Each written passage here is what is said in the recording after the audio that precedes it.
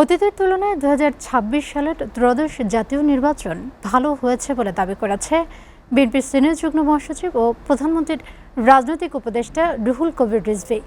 রাজনৈতিক ও নির্বাচনী সহিংসতার প্রভাব এবং গণতান্ত্রিক উত্তরণের পথ নিয়ে রাজধানীতে অনুষ্ঠিত স্টেক হোল্ডার ডায়ালগে কথা বলেন তিনি। শাহরুল ইসলামের প্রতিবেদন। সোমবার ঢাকার সিরডাপ মিলনায়তনে স্টেক হোল্ডার ডায়ালগে বক্তারা বলেন, রাজনৈতিক মতপার্থক্য গণতান্ত্রিক ব্যবস্থার স্বাভাবিক অংশ হলেও তা যেন সহিংসতায় রূপ না নেয়।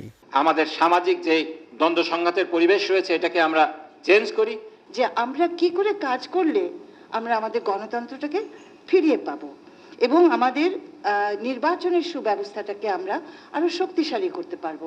ইলেকশনের আগে, ইলেকশন চলাকালীন সময়ে, ইলেকশনের পরে তার মতামত, অপিনিয়ন, ভোট যেটাই হোক না কেন সে নিরাপদে থাকবে। ইনফ্যাক্ট সারা বছর, সারা জীবন নিরাপদে থাকবে। গণতন্ত্র এটা দেখতে চায়। নির্বাচন পদ্ধতির যদি পরিবর্তন না হয়, নির্বাচন সংস্কারের আমরা যে আলোচনাগুলো করেছিলাম সেগুলো যদি ইমপ্লিমেন্টেশন না হয়, তাহলে আগামী নির্বাচন আরো বেশি আধুনিক ধরনের সহিংসতা এবং ম্যানিপুলেশন হবে। এটা লিখে রাখতে পারেন। প্রধান অতিথির বক্তব্যে রুহুল কবির রিজভী বলেন, নির্বাচনকালে দেশে অনেক রক্তপাত ও সামাজিক সংঘাত হয়েছে। তার দাবি, ত্রয়োদশ জাতীয় নির্বাচন দেশের ইতিহাসে ভালো হয়েছে।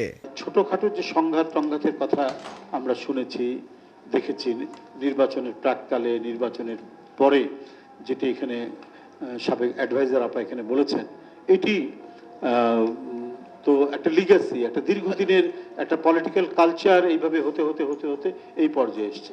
তো সেই আগের যে ঘটনা 2018 সালেরই আপনি নির্বাচন দেখুন না কেন, কি পরিস্থিতি করেছে। প্রায় 40 থেকে 50 জন বিএনপির এমপিকে কারাগারে নিয়ে গেছে।